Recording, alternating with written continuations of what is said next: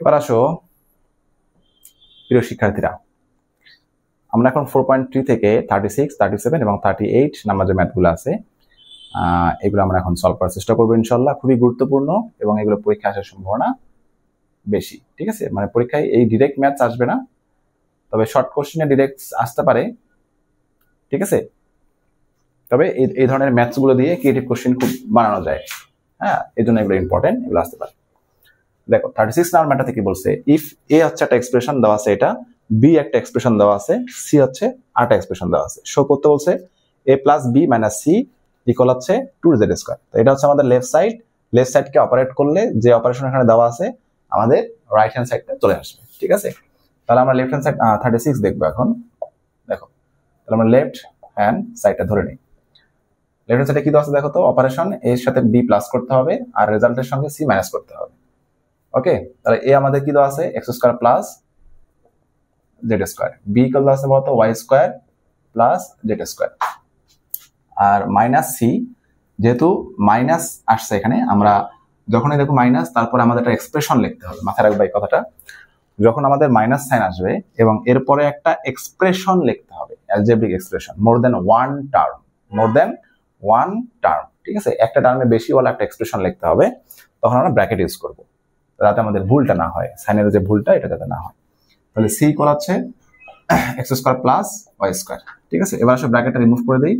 তাহলে X square plus Z square plus Y square plus Z square minus প্লাসে মাইনাসে minus X square মাইনাসে plus হচ্ছে minus Y square. ঠিক আছে, ব্র্যাকেট রিমুভ করাতে আমাদের ভিতরের সাইনগুলো পরিবর্তন হয়ে গেল, এই জিনিসটা খেয়াল রাখতে হবে।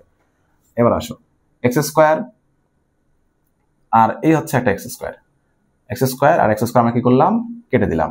এই যে ওয়াই স্কয়ার কেটে দিলাম, কারণটা কি বলতো, কারণ same coefficient, same variable same power, same variable same power এবং same coefficient with opposite sign. ঠিক আছে, মাথা রাখবা এটা, তোমরা প্লাস মাইনাস হলে কেটে দিবা, তবে এটা রুলসটা হচ্ছে same variable same power and same coefficient with different sign plus minus, তাহলে কেটে দেওয়া যায়। তাহলে আমাদের জেড স্কয়ার আর জেড স্কয়ার থাকতেছে, তাহলে 2z স্কয়ার 2z স্কয়ার। ঠিক আছে, এটা হচ্ছে আমাদের কি রাইট হ্যান্ড সাইড। সো আমরা দেখালাম, সো লেফট হ্যান্ড সাইড হচ্ছে রাইট হ্যান্ড সাইড, প্রুফড বা শোড দেখাতে বলছে, শোড দেখালাম। এটা 36। এবার 37টা দেখো, এখানে বলা আছে এক্স একটা এক্সপ্রেশন, ওয়াই একটা এক্সপ্রেশন, জেড হচ্ছে একটা এক্সপ্রেশন। শো করতে হবে এটা আমাদের অপারেশন দেওয়া আছে, যেটা অপারেশন লিখে ফেলি লেফট হ্যান্ড সাইড। তাহলে এক্স এর সাথে আমরা ওয়াই মাইনাস করব এবং ডিফারেন্সটার সাথে আমরা জেড প্লাস করব। ঠিক আছে, তাহলে এক্স আমাদের কি দেওয়া আছে এখানে এ প্লাস বি, তাহলে লেখো এক্স এর জায়গায় এ প্লাস বি মাইনাস, বলছিলাম যখনই মাইনাস থাকবে পরে একটা এক্সপ্রেশন লিখতে হবে, তাহলে ব্র্যাকেট ক্লোজ করবা। ওয়াই কি দেওয়া আছে বলতো বি প্লাস সি, ওয়াই কি দেওয়া আছে B plus C plus Z, Z কি দেওয়া আছে C plus A, C plus A, সামনে প্লাস কোনো ব্র্যাকেট দেওয়া লাগলো না।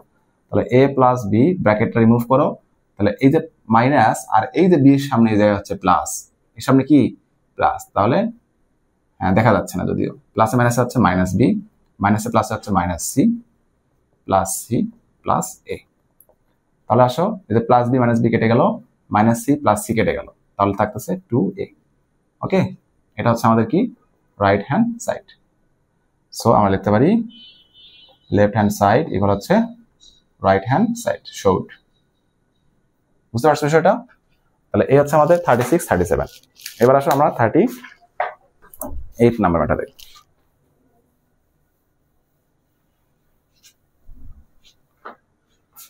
38, আচ্ছা, এটা দেওয়া আছে এক্সপ্রেশন, শো করতে হবে x minus Y plus z. Okay, তাহলে আমরা 38 এর আগে অপারেশনটা তুলে নেই।